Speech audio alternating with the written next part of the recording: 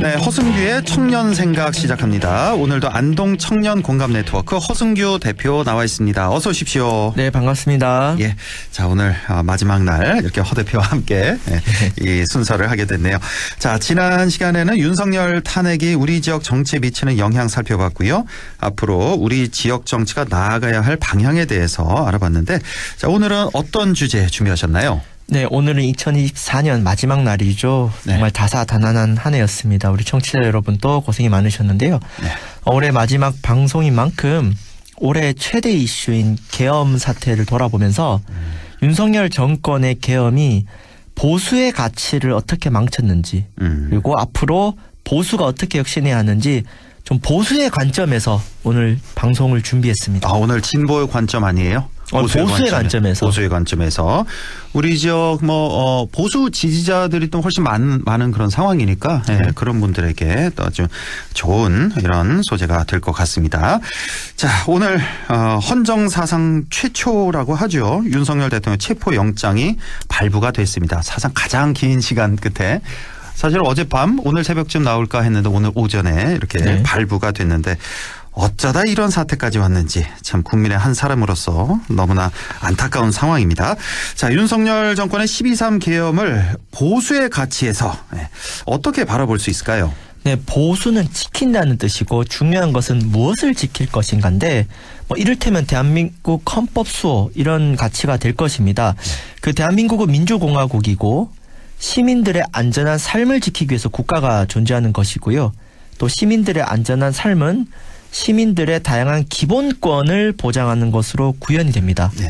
다른 나라의 침략으로부터 안전해야 하고 개인의 자유와 인간다운 삶을 보장받아야 하는 것인데, 그런 면에서 국가 비상사태를 뜻하는 이 계엄이라는 거는 아주 특수한 경우에 적법한 절차를 통해서 제한적으로 해야 하고 이러한 절차를 지키더라도 논란이 될 수 있어요. 왜냐하면은 바로 우리가 지키려는 보수의 가치, 국민의 기본권을 제한할 수 있기 때문입니다. 그렇습니다. 이번에 왜 포고령 봐서 알 수 있듯이 국민의 기본권을 제한할 수밖에 없는, 그게 이제 계엄 상황 아니겠습니까? 네, 그렇기 때문에 신중해야 되는데. 그렇습니다. 근데 이번 12.3 계엄은 여소야대 국면에서 정치 선진국에서는 비일비재한 야당과의 갈등을 이유로 계엄을 선포했다는 게 민주공화국의 가치를 정면으로 파괴한 헌법 파괴, 반보수 행위인 것이죠. 네.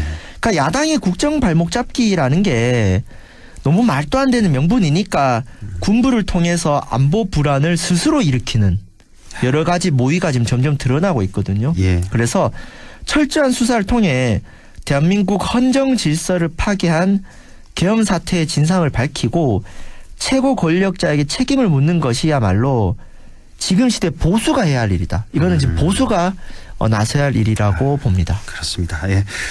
자, 사실 우리 정치사 과거에도 여러 번 여소야대 국면이 있었습니다. 다들 알고 계시겠지만 1987년 이후로 야당과 갈등한다고 해서 군부를 동원하는 일, 이건 정말 상상할 수 없는 일 아니겠습니까? 저 과거를 좀 짚어봤으면 좋겠는데요. 어땠습니까? 제가 1989년생이거든요. 예. 이 윤석열 정권은 1988년에 출범한 노태우 정부보다 못합니다. 아하. 87년 민주화 이후에 육공화국이 출범했고 노태우 정권 초기에 여소야대 국면인데, 그때 생각보다 의회랑 협치가 잘 됐습니다. 예. 의회 정치가 꽃을 피웠던 시기고, 예. 물론 이제 노태우 정부가 여소야대를 타개하기 위해서 3당 합당이라는 우리 정치사의 비극인 논란이 있었지만은, 근데 어쨌든 이거 군인을 동원하거나 계엄을 한 게 아니고요. 특히 당시 군부는 전두환 노태우를 배출한 하나회가 잡고 있었어요. 네. 그러니까 윤석열 정권보다 노태우 정권의 군부 장악력이 높았지만 그래도 헌법 질서 안에서 정기 개편을 했던 거거든요. 그게 중요한 거죠. 네, 그러니까 지금 3당 합당 사실 역사적으로 비판 상당히 많이 받곤 하지만, 근데 이런 게 정치죠, 그러니까. 그렇죠. 예, 정치로 풀었다는 거죠. 그렇습니다. 네. 그리고 김영삼 정부는 심지어 당선되자마자 93년에 하나회 숙청하고 그때만 해도 군부 쿠데타 가능성이 있었는데 이것을 좀 제거함으로써 그런 민주공화국의 기틀을 다졌고요.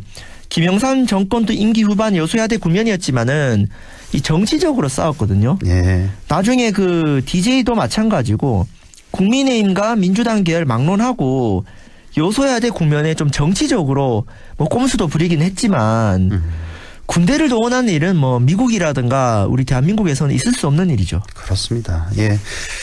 참 이게 윤석열 대통령 정치 한 번도 안 해본 검사, 평생 검사만 해본 사람으로서 또 헌정 질서, 헌법 수호 의지가 결여된 그런 사람의 선택이었다. 이번 계엄이. 이렇게 볼 수가 있겠네요.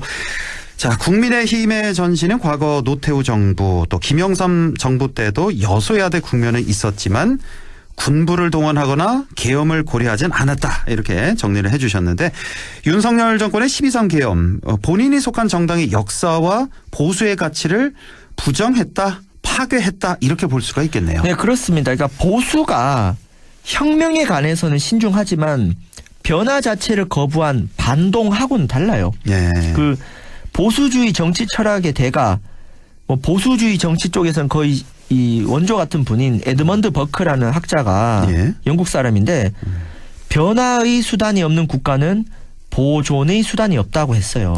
다시 한번요. 변화의 수단이 없는 국가는 보존의 수단이 없다. 그러니까 변화할 수 없는 국가는 보존할 수 없다는 거예요. 그러네요. 변화할 수 없는 보수는 보수할 수 없다는 겁니다. 그래서 이 버크가 모든 혁명에 반대한 게 아니라 영국의 명예혁명이라든가 유럽의 종교개혁, 미국의 독립혁명은 지지를 했습니다. 그러니까 이 대통령 탄핵도 마찬가지입니다.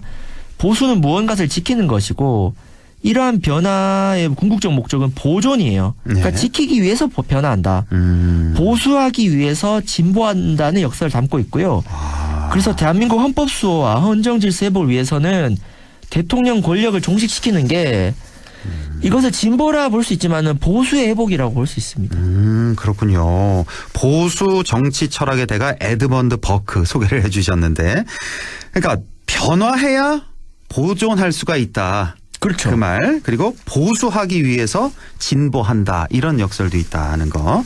자, 그렇다면 윤석열 정권의 12.3 계엄은 변화를 수용하고 참된 가치를 지키는 보수라기보다는 변화 자체를 거부하고 과거로 회귀하는 반동에 가깝다? 이렇게도 볼 수 있을까요? 그렇습니다. 그 과거 박정희 전두환 시절에 국민의힘이 지향했던 가치가 국민들의 저항과 보수 내부의 혁신을 통해 나름 변화를 거듭해 왔어요. 예. 국민의힘 스스로도 국민의힘은 산업화 세력과 민주화 세력이 함께 만든 정당이다. 국민의힘 당사에 가면 이제 김영삼 대통령 사진이 있습니다. 예. 그런 면에서 국민의힘 정당 경력도 짧고 지난 대선 직전에 급하게 영입된 문재인 민주당 정권 검찰총장 출신의 대통령은 국민의힘의 역사를 후퇴시켰다. 예. 그러니까 반보수로 갔다고 볼 수 있습니다. 예. 자, 그렇다면 보수를 살리기 위해서 보수를 참칭한 반동을 혁신하기 위해서 앞으로 어떻게 해야 될까요? 국민의힘은. 첫 번째는 너무 당연한 얘기인데 이것을 못 알아듣고 있어서 답답합니다만 윤석열 정권과 확실히 선을 그어야 됩니다. 예. 그리고 극우 정치 세력과도 선을 그어야 돼요. 그러니까 국민의힘은 과반수 이상 지지를 목표하는 대중정당을 표방하지 않습니까? 그럼요. 예. 그러니까 국민의힘을 싫어하건 좋아하건 간에 우리 생활 속에서 친숙하게 있는 생활 정당이에요. 예. 그런데 그런 이상한 목사류의 그런 소수의 극우 세력을 대변하려고 해서는 안 된다.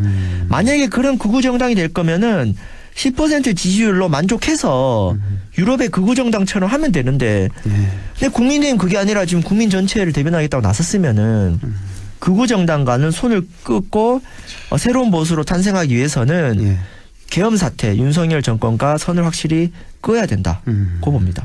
아마 우리 보수 지지자들도 아마 비슷한 생각 많이 하실 겁니다. 윤석열 대통령과 선을 그럼요. 그어야 된다. 그런데 지금 국민의힘 지도부를 보면 권성동 원내대표 그렇죠. 권영세 비대위원장 그렇죠. 뭐 윤상현 의원 이상한 말 계속하고 있죠. 예. 참 너무 극우화되고 있다는 것 이렇게 볼 수가 있는데 지금 또 하나가 지금 헌법재판관 임명에 지금 국민의힘에서 지금 극렬 반대를 하고 있지 않습니까? 윤석열 정권을 너무 옹호하고 있다라는 비판이 너무 많이 쏟아지고 있습니다. 자, 그들은 왜 그럴까요? 이게 오늘 방송의 포인트입니다. 예. 아까 말한 것처럼 분명 반보수 계엄인데 예. 왜 윤석열을 못 끊어낼까 했을 때 국민의힘 정서가 어떠냐면은 윤석열은 잘못했지만 그렇다고 더불어민주당과 이재명 대표에게 정권 넘겨주기 싫은 거예요. 그거죠. 핵심 그거죠. 네, 근데 제가 좀 강조하고 싶은 말씀은 윤석열 탄핵과 이재명 지지를 썩지 말자 완전히 다른 문제예요. 근데 그럼에도 윤석열 정권의 붕괴가 제1야당에게 반사이익이 돌아가는 것은 이 51대 49 양극화 정치 구조가 원인이고 이게 열받으면 이 구조를 바꿀 수 있도록 대통령 결선투표제 도입하고 승자 독식 소선구제를 바꾸는 이런 다당제 선거제도 개혁을 해야 되는데 허승유 대표가 계속 강조했던 말이죠. 이게. 그렇죠. 이걸 하면 이제 윤석열 정권이 붕괴하더라도 제1야당한테 그대로 반사이익이 안 갑니다. 그런데 이러한 양극화 정치 구조 개혁에 대한민국에서 가장 저항했던 51대 49 정치 구조를 가장 옹호했던 이들이 누굽니까? 이 바로 국민의힘 보수 정치 아니겠습니까? 1번이 국민의힘, 2번이 민주당이라 볼 수 있겠죠. 그렇죠. 그러니까 네. 제가 국민의 입장에서 윤석열 정권이 망하면 이재명 대표에게 반사이익을 얻어가는 정치판이 속이 쓰리겠고 열받겠지만 그것은 본인들의 업보다. 네. 그래서 이제는 윤석열 대통령 체포영장이 발부된 상황입니다. 이게 헌정사상 최초입니다. 그렇습니다. 예. 사실 국민이 뽑아준 대통령을 체포하는 게 법원도 판단하기 어려워요. 왜냐하면 네. 정당성이 있거든요. 그렇죠. 예. 그러니까 이런 정말 법원도 힘들게 만든 이 초래 상황인데 이제는 우리 보수 정치가 정신 차리고 각성해야 된다. 그래서 보수 정치를 망친 윤석열 대통령과의 관계를 정리하고 그 51대 49의 정치 구조를 바꾸는데 지금까지 가장 저항을 했던 국민의힘이 앞장을 서야 예. 된다. 그렇지 않고 뭐 더불어민주당 믿다고 계속 윤석열 대통령 옹호할 것 같으면 다 망하는 거거든요. 그렇죠. 예. 영원히 정신 망할 수도 차리셔야 있어요. 됩니다. 예. 네. 지금 아주 중요한 순간이고 좋은 말씀해 주셨는데 사실 윤석열 정권이 이렇게까지 나라를 어렵게 만들어 놓은 이 상황에서 바로 이제 만약에 이제 대선이 이제 내년 초에 있다 생각하면 여기서 또 정권 잡으려고 하는 건 그건 너무 지나친 욕심이다. 저는 그런 생각이 들거든요. 그래서 차기를 노리기 위해서라도 지금 행동을 똑바로 해야 된다. 만약에 지금처럼 이렇게 하다 보면은 5년 후 10년 후도 정권 잡기가 힘들다. 예, 이런 말씀. 네, 저도 동의합니다. 드리고 싶습니다. 예. 자, 새는 좌우의 날개로 난다는 말처럼 보수가 바로 서야 진보에게도 좋은 일입니다. 보수 정치가 혁신하지 않으면 우리 정치 자체가 계속해서 과거로 돌아가고 진보 정치도 미래로 나아갈 수가 없는 것입니다. 예. 자, 마지막으로 우리 허승규 대표 전하고 싶은 말씀은요. 네, 제가 국민의힘 비대위원장이라면은 2025년 새해 국민의힘의 표로 이걸 쓰겠습니다. 어떤 거요? 파사현정. 파사현정. 깨뜨릴 파, 간사할 사, 나타날 현, 바를 정. 사악하고 그런데 것을 깨고 바른 것을 드러낸다. 네. 쉽게 말하면은 깨져야 열린다는 거예요. 암세포가 있으면 아프더라도 도려내야 됩니다. 안 그러면 몸 전체가 망칠 수 있거든요. 예.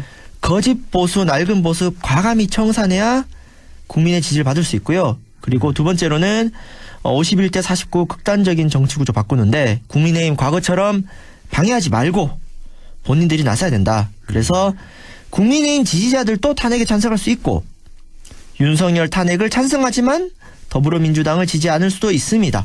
뭐 아니면 도식의 흑백 논리 정치를 박살내는데 역할을 해주셔야 되는데 그럴 거면은 국민의힘의 혁신이 우선이고 국민의힘이 파사연정할 수 있도록 제가 참 국민의힘까지 걱정이 생겼습니다. 지금 이 시국에 알겠습니다. 국민의힘 예. 정치인들이 파사연정을 내년에 하셨으면 좋겠습니다. 어떤 마음이신지 아마 청취자분들 다 이해를 하셨으리라 생각됩니다.